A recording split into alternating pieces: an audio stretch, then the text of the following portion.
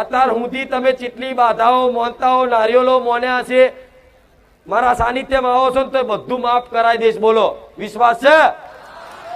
વિશ્વાસ છે?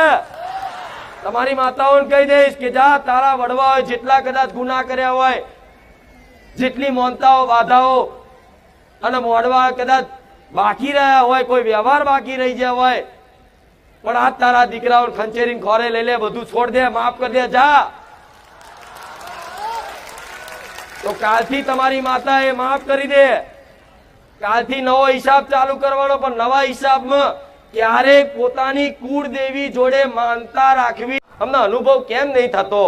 તો અનુભવ કરવા માટે છે ને એની ભક્તિ કરવી પડે, એનો પ્રેમ કરવો પડે, એને હેત રાખવો પડે. તારે તમારી માં છે ને છોને છુપી એવા અનુભવ કરાવે ને અને એવા વાલ કરે ને, તમને એવું વાલું લાગે, એવું વાલું લાગે ને કે દુનિયાના તમે પ્રેમ મોહ ભૂલી જાઓ, બસ એક તમારી માં જ દેખાય.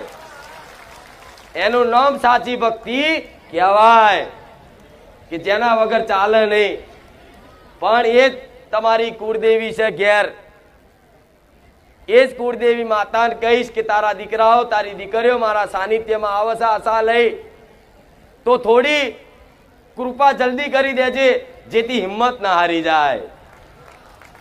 તમારી માતાઓને એવું કહીશ કે થોડું મારું મૌન રાખી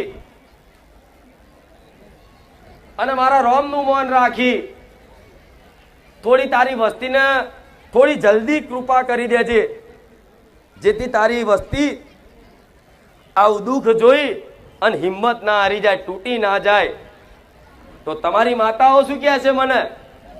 તમારી માતાઓનું કહેવું એવું છે કે મારી વસ્તી જો કદાચ આજ મારી બાજુ સન્મુખ થયા છે ને, મારી બાજુ મુખડું કર્યું છે ને, તો વધાર નહીં 6 મહિના કદાચ તારા શબ્દોનું પાલન કરી દેશે ને, એના ઘેર સાક્ષાત કંકુના પગલે ના જાઉં ને તો મારું નામ માતા નહીં.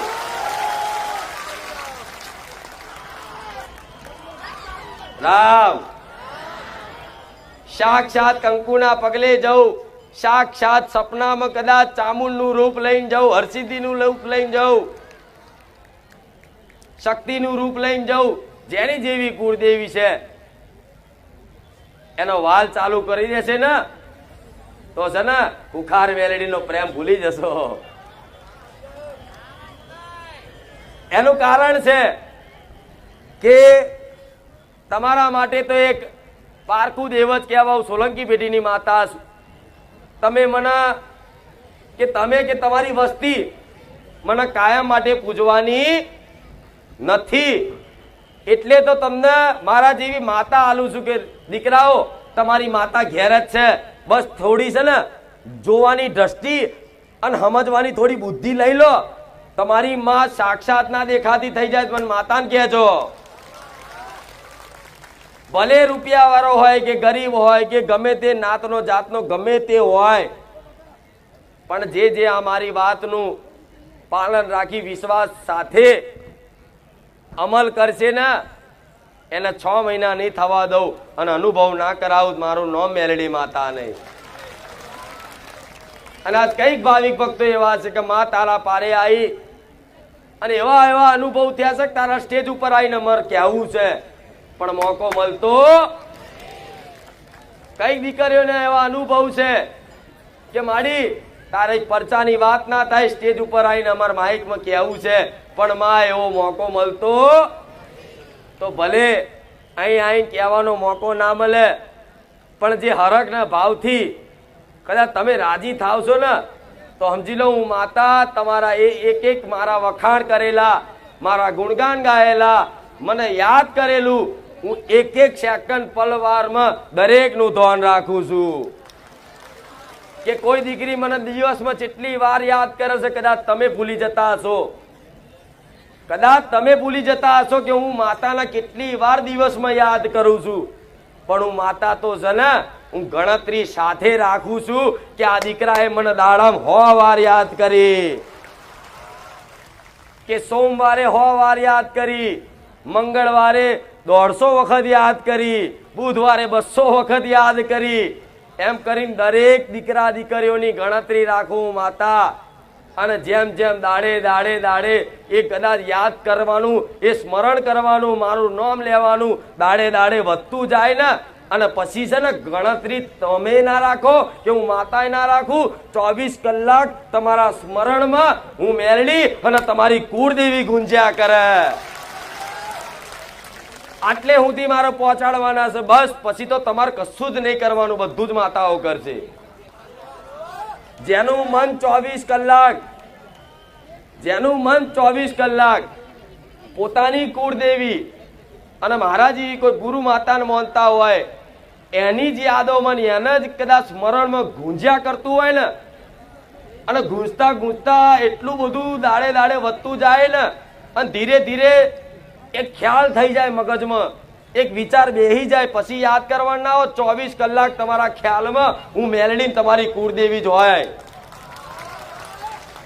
પછી તમારે નિમિત્ત બની જવાનું, નિમિત્ત કે માં હું નિમિત્ત છું, તારા મારી જોડે જે પણ કરાવવું હોય ને માં હું તારો દીકરો નિમિત્ત બની અને મારા પરિવારનું મારા ભરણ પોષણ કરવાનું જ. પણ માં નોકરી ધંધો બધું કરી થાક્યો, પણ માં હવે હું તને સોંપું છું કે માં મારી નોકરી અને મારો ધંધો તું ચલાય. માં હું તો નિમિત્ત બની અને તારો નોકર બનીને બેહી. શેઠ માં તું બન, શેઠ તું બન. ભલે સંસારની દ્રષ્ટિએ લોકોની દ્રષ્ટિએ તમે શેઠની ખુરશી પર તમે બેસતા હોય, પણ મનથી તમારી કુળદેવીને આગળ કરી અને કહેવાનું કે માં આ ધંધો રોજગાર ચલાવું છું ને એનો શેઠ માં આજથી તું અને હું તારો નોકર છું. માં જો કદાચ એને કર્તવ્ય હોપો, એને કોઈ કામ હોપો તો તમારા કામમાં કદાચ ભૂલ થાય, પણ માતાથી ભૂલ થાય. માતા જે કામ હાથ ચાલે એ ક્યારે ભૂલ કરે? તમારથી કદાચ ધંધામાં ખોટ આવે, પણ માતા જે કદાચ કર્તવ્ય હોપ્યું હોય ને તો એ રોજગાર ચમનો હેડે ને, તમે કદાચ ખબર ના પડે કે મારું ગાડું ચમનું હેડે છે. થાય કે નહીં આવું?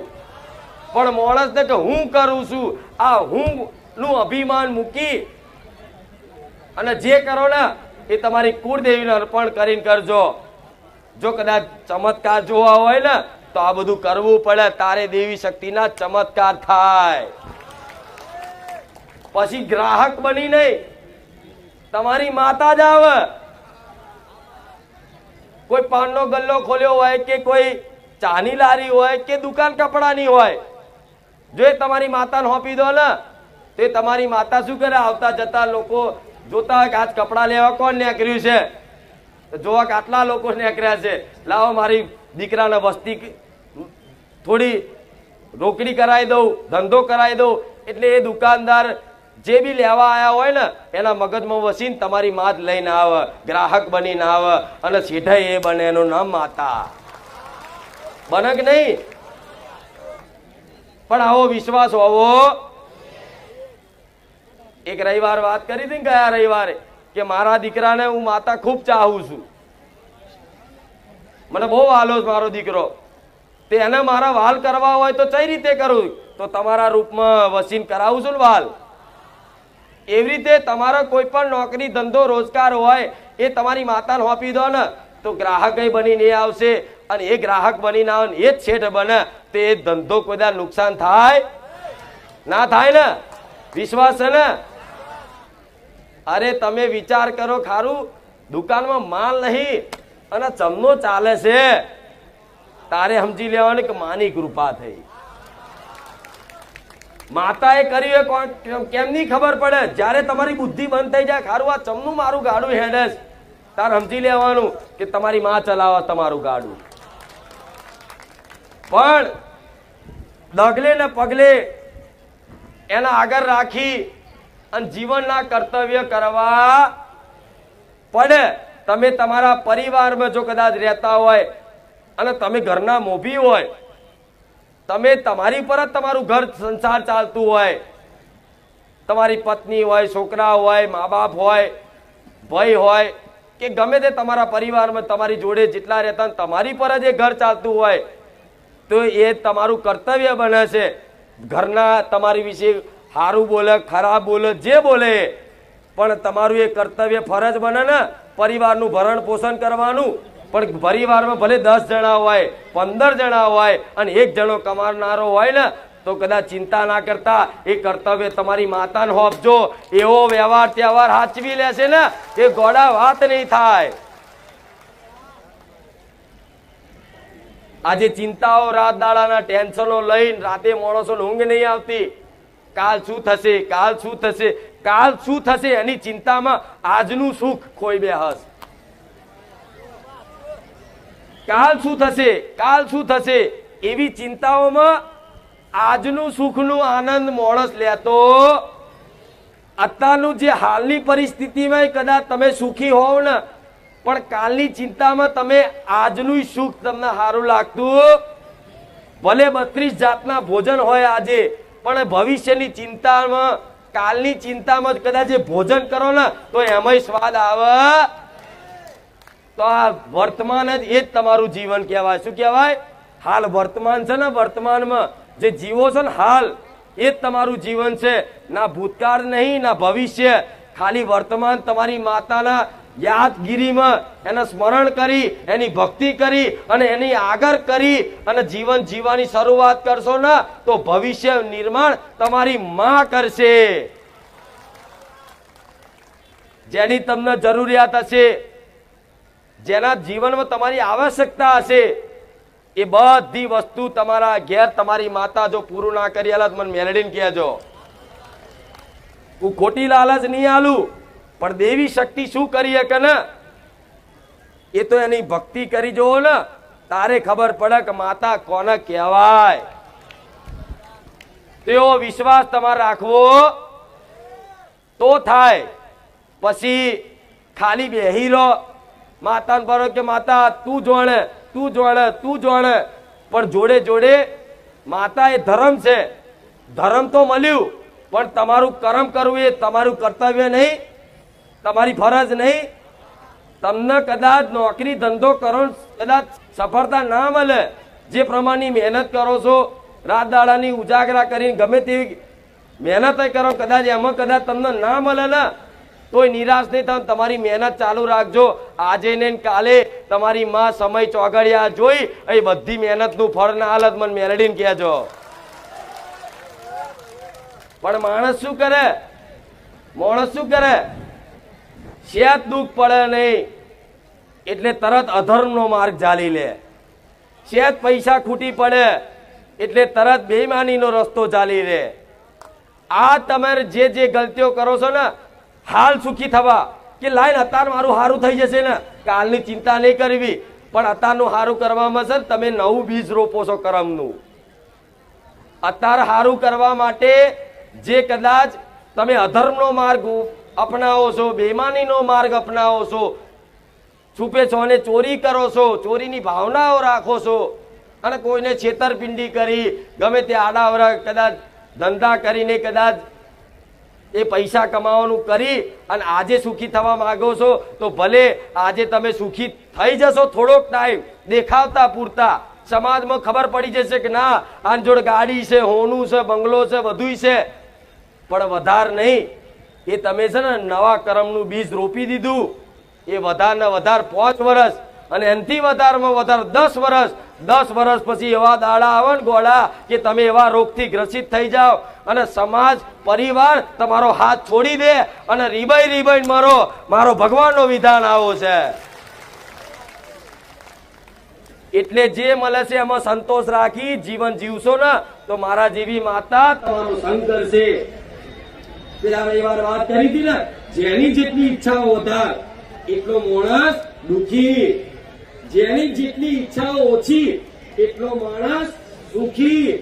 હવે તમે તો આવો છો મારી જોડે મારી ઈચ્છા પૂરી કરી દેજે, મારી ઈચ્છા બધી ઈચ્છાઓ પૂરી કરી દેજે. જો તમારી બધી ઈચ્છાઓ પૂરી કરી દઉં ને તો તમારી ઈચ્છાનો અંત ક્યારે આવવાનો નથી. તો અસલ તો માવતર અસલ માતા એને કહેવાય કે ઈચ્છા નહીં, ઈચ્છાની પૂર્તિ ના કરે પણ એ જે કામના હોય ને એની કામનાઓનો ત્યાગ કરાવી દે, ઈચ્છાઓનો ત્યાગ કરાવી દે ને એનો અસલ માતા કહેવાય. નહીં તો દેવ તો ઘેર ઘેર છે બધાના.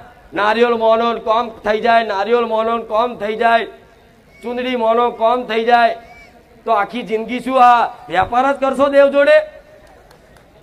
કે મારી 5 નારિયેળનું તોરણ આલીશ, મારા આ કામ થઈ જાય, મારી આ કાલીશ, મારું આ કામ થઈ જાય, તો શું રોજ માતાઓ જોડે વેપાર જ કરશો? નહીં. આ વેપાર મૂકી અને તમારી ઈચ્છા હોય એના શરણમાં મૂકી દેવાની કે માં મારા હવે કોઈ ઈચ્છા નહીં કરવી, માં કાલે જે થવું એ થાય, તું મારી માતા મારી જોડે છો ને, કાલની ચિંતા માં તારે જોવાનું, મારે નહીં જોવાનું.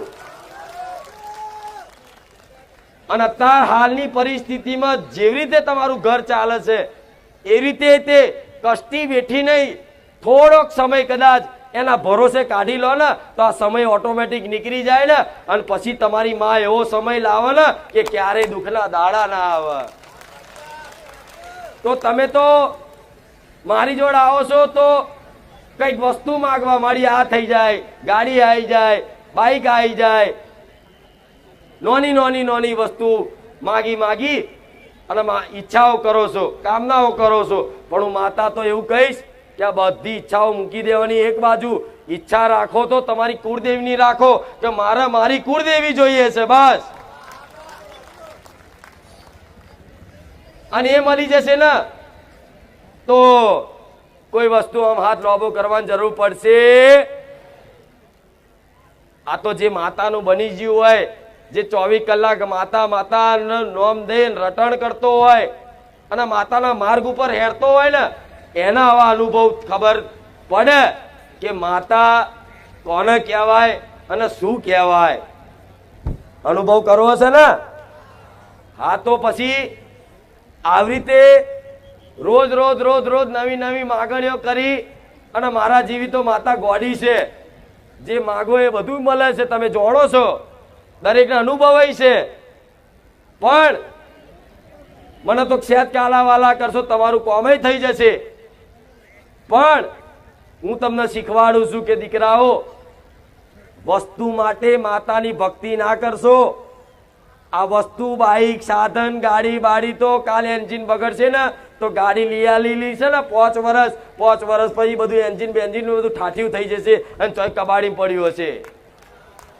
પણ એટલી જ ભક્તિ કરીને જો કદાચ કુળદેવીને માગી લીધી હોય તો જેટલા 5 રવિવાર ગાડી માટે ભરે, જેટલા 5 રવિવાર દીકરાના સંબંધ માટે ભરે, 5 રવિવાર લોન થઈ જાય એના માટે ભરે અને કગરે, તો એટલી જ કષ્ટી વેઠી અને પોતાની કુળદેવીની ઈચ્છા માટે કદાચ જે દીકરો રવિવાર ભરતો હશે ને એને મારા જોડે બેઠક કરાવવાની જરૂર નહીં પડે. એના ઘેર હું માતા એની માતાઓને જગાડી દઈશ. અને કઈક નો અનુભવ આવો, કઈક નો અનુભવ કે માં તારી આગળ બેઠા નહીં, કોઈ દાડ પૂછ્યું નહીં, પણ માં તારી વાતનું પાલન કરીને વિશ્વાસ રાખ્યો ને તો આજે મારી માં બોલતી થઈ જાય, સપને વાતો કરતી થઈ જાય. બને કે નહીં આવું? તો તમે આ બધી વસ્તુ માટે રવિવાર ના ભરશો. વસ્તુ તો છે ને અમથા મહેનત કરશો તોય મળી રહેશે, પણ માતા મહેનત કરવાથી નહીં મળે. માતા પ્રગાઢ ઈચ્છા, એકદમ તીવ્ર ઈચ્છા કે હવે રહેવાય ને કે માતા મારે તું જોઈએ છે, બસ એવી ઈચ્છા જે દાર જાગૃત થઈ જાય ને એ દાર તમારી માં તમારું કોડું ચાલી લેશે. અને માતાને પ્રાપ્ત કરવા માટે, કુળદેવીને કદાચ એની ભક્તિ કરવા માટે કોઈ દીકરા દીકરીઓ અયોગ્ય નથી. એટલે ક્યારે એવું વિચાર નહીં કરવો કે મારાથી ભક્તિ ના થાય, હું તો આવો નીચ છું, હું તો આવો પાપી છું, આવો અધર્મી છું, મારાથી ભક્તિ ના થાય, મારું કામ ભક્તિ કરવાનું નહીં. આવું કરી અને નિરાશ ના થતા દીકરા દીકરીઓ દરેકને કહીશ, તમારી માં છે ને એની જવાબદારી છે, તમે ગમે તેટલા મેલા હશો ને પણ ચોખ્ખા તમારી માં કરશે.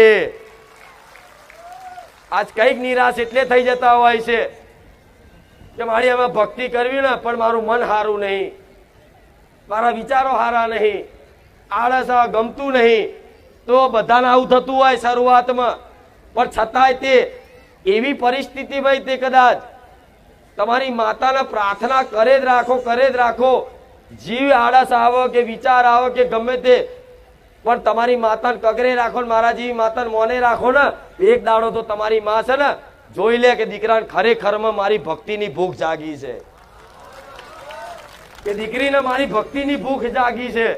એ દાડ માતા ખાલી દ્રષ્ટિ નાખશે ને તમારી પર, તો આમથી તમારી અંદર ભક્તિ જાગૃત એવી થઈ જશે ને કે 24 કલાક મહાકાળી મહાકાળી, ચામુંડ ચામુંડ, હરસિદ્ધિ હરસિદ્ધિ કરતા થઈ જશો. અને 24 કલાક જેના મુખેથી કદાચ માતાનું નામ આવતું હોય 24 કલાક રક્ષણ કરે. કોટાની વાડની જેમ તમને ઠેકર ના વાગવા દે, આવું મેલડી માતા બોલું છું.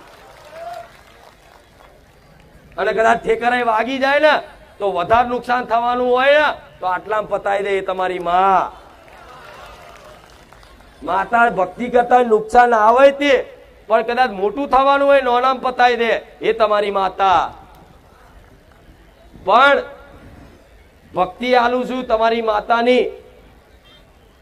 આ કદાચ કોઈ દીકરી ખોરો પાથરીને માગે તોય, કોઈ દીકરાઓ હાથ ઊંચા કરીને હાથ જોડીને માગે તોય, પણ હું ભક્તિ આલવા બેઠી તમારી માતાની. અને આ લઈને જાઓ ગોળાઓ ઘેર, ચોય બારે જા ધામ ઓટા ફેરા, રવિવાર ભરવાની જરૂર નહીં પડે, આટલી ગેરંટી, વિશ્વાસ રાખજો. હું ખાલી મારી નામના નહીં પણ મારા ધર્મનું નામ ટકી રહે ને, દેવી શક્તિનું અસ્તિત્વ ટકી રહે ને ઘેર ઘેર, એના માટે મારા ભગવાને જાગૃત બનાવી છે.